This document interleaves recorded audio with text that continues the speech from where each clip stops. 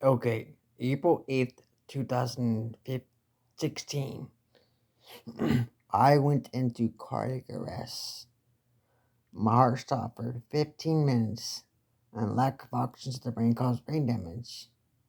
I was in a coma for a month, and then in inpatient rehab for another month. I've had to relearn how to walk, how to talk, how to use restroom alone. When I first came home, I came home in diapers and a wheelchair. Glad to say I don't need either one of them anymore. So obviously I'm getting better in what, almost 8 years. 8 years.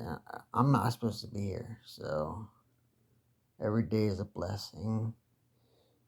And that's just, yeah, that's how I look at it. I don't know how else. I think I'm here for my son, who's my life. He's awesome. He's got an awesome name too. His name is Abel Isaac Rogers. Abel means breath. Isaac means laughter. So his name means breath of laughter, and his initials spell air. Not too bad. The deal was whenever we found out, well, me and my ex fiance found out that she was pregnant, the deal was if it was a girl, I could give her her first name. If it was a boy, she'd give him his first name. And once we found out we were having a boy, at the time we liked this show called Sons of Anarchy, and the lead gang, the biker guy, his name was Jax, had a son, and his son's name was Abel, and she really liked that name, so she picked Abel.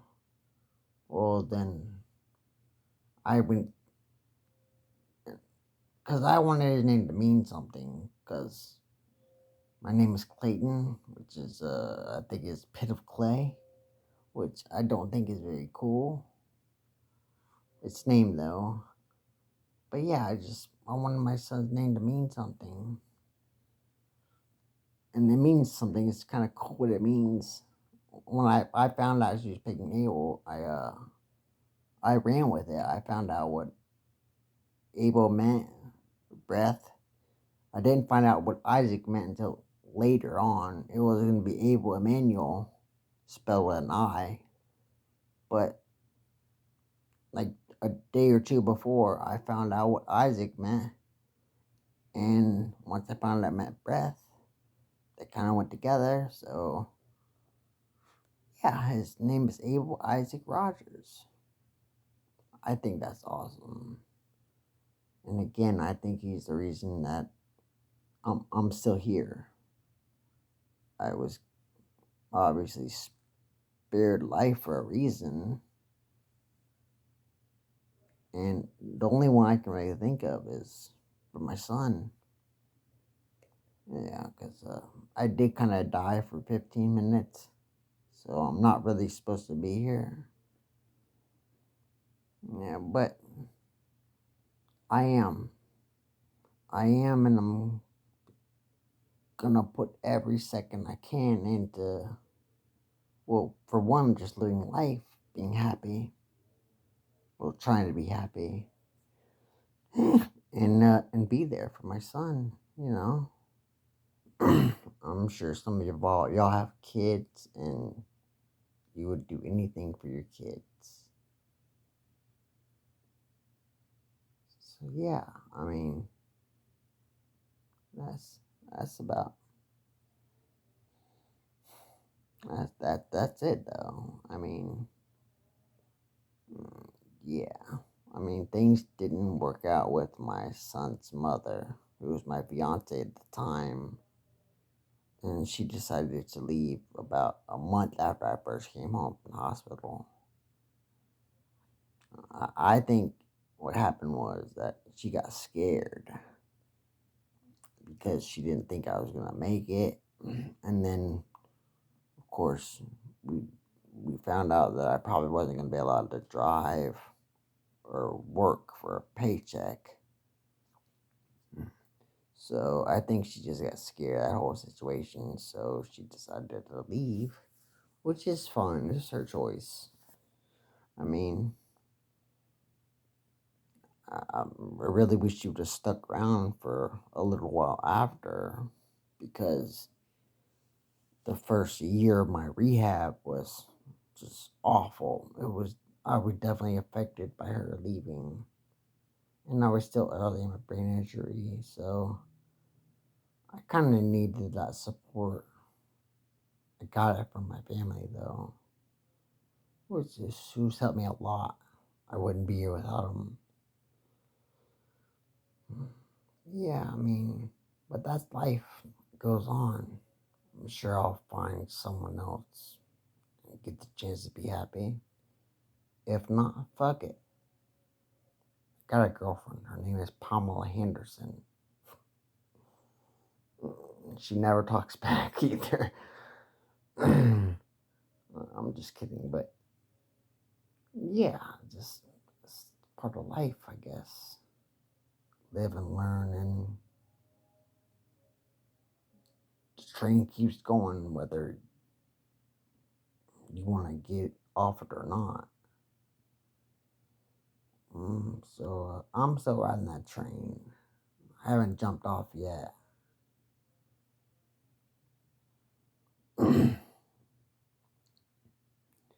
Yeah, I mean, but yeah, that thing.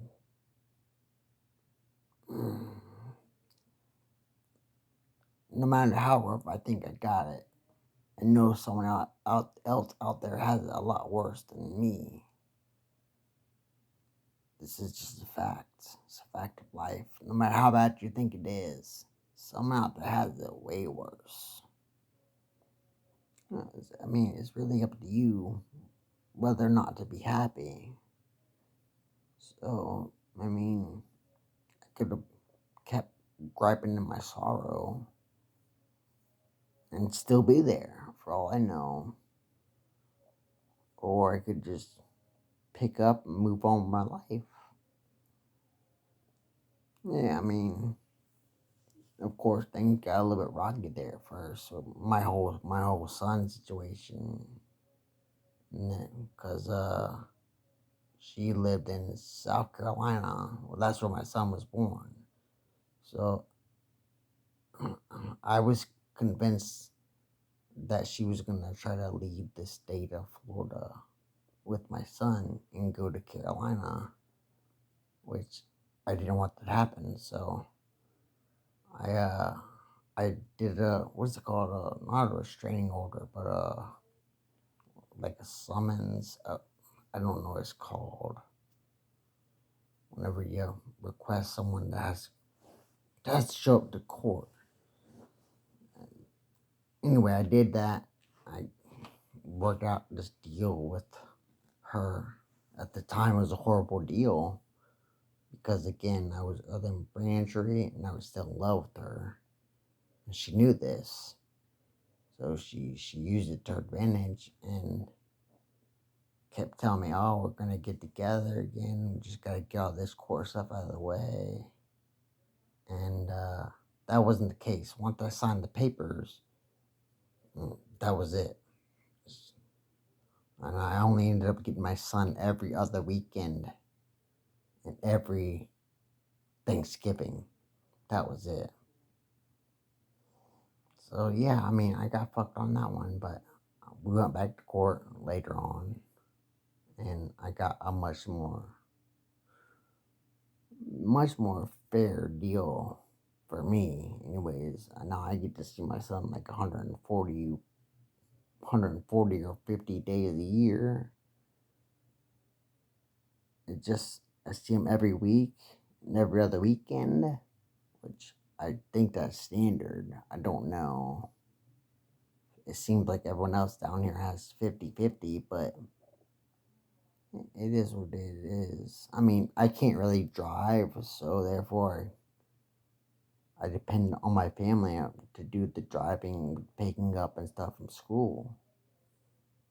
So I mean, I'm happy. I'm happy with the agreement and the way things turned out. Definitely happy. My son seems to be happy, and I'm happy. And I don't really care if his mother's happy or not. But I mean, of course, I don't want no ill to her. Like, I don't want nothing bad to happen to her. But as far as her happiness goes, I could really care less. As long as it doesn't affect my son, I don't really care. But yeah, I mean, that's pretty much been my life in a nutshell since 2016. Yeah, I mean, this is um,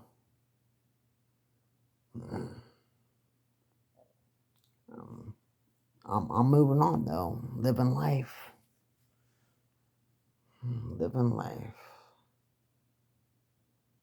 and yeah, I mean that's about it. It's not like I said, as long as my son's happy and I'm happy, the rest really doesn't matter. So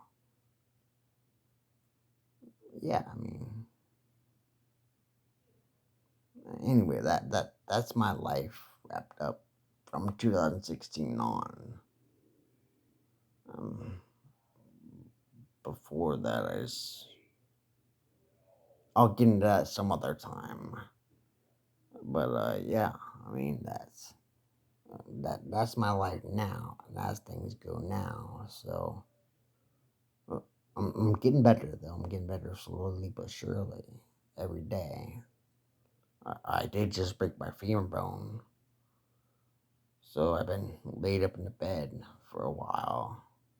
So all the videos are me laying on the bed and shit like that. But yeah, I mean, I got hit by a car though, riding my electric bike. Yeah, I mean, it was rough, especially for the 2 weeks in the hospital. Ugh, it was the worst days. I almost want to say it was as bad as the inpatient rehab I had to do for my brain injury. Because I did have to relearn how to walk, how to talk, how to use the bathroom alone.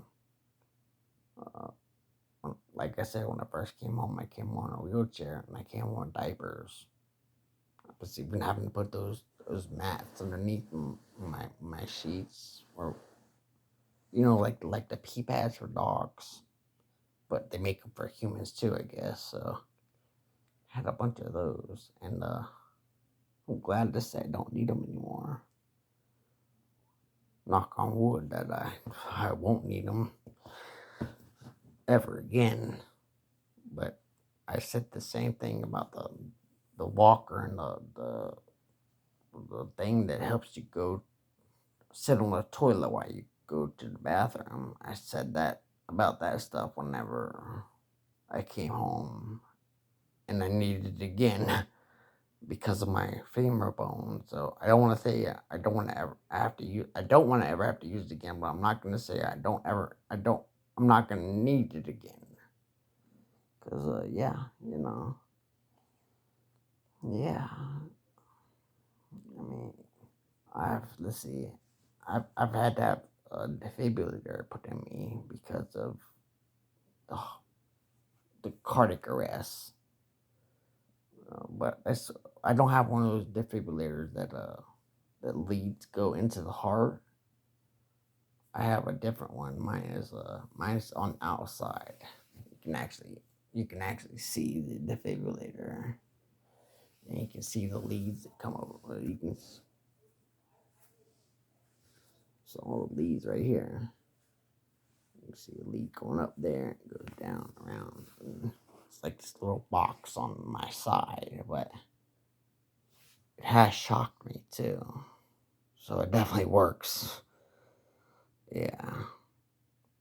Not it wasn't as hard as I thought it was because I have a friend who has one and she's young like me. She's like a year or two younger than me. But she said when she got hit by hers, it felt like she got kicked in the chest by a horse. Well, I've been hit by mine multiple times. Every time I was riding my bicycle down the road next to the highway, and it didn't really knock me off my bike. It definitely woke me up. I had to stop. It's weird because after you get shocked, it put me in like a daze almost. Like I don't know how to explain it. Like everything kind of slowed down and everything just felt weird. But it is what it is. So I mean, yeah, that's basically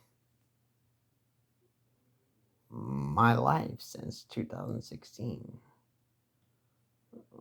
I've been told I should write a book about it, but I don't think so. Does anyone even read anymore? Yeah, see, so why would I write a book when I can make videos? I would love to go live and talk about this, but I can't seem to get my 50 subscribers, so no time soon will I be doing this live, but I mean, it is what it is. Anyway, that's my rant. That's my rant on my life since 2016. So I will catch y'all next time.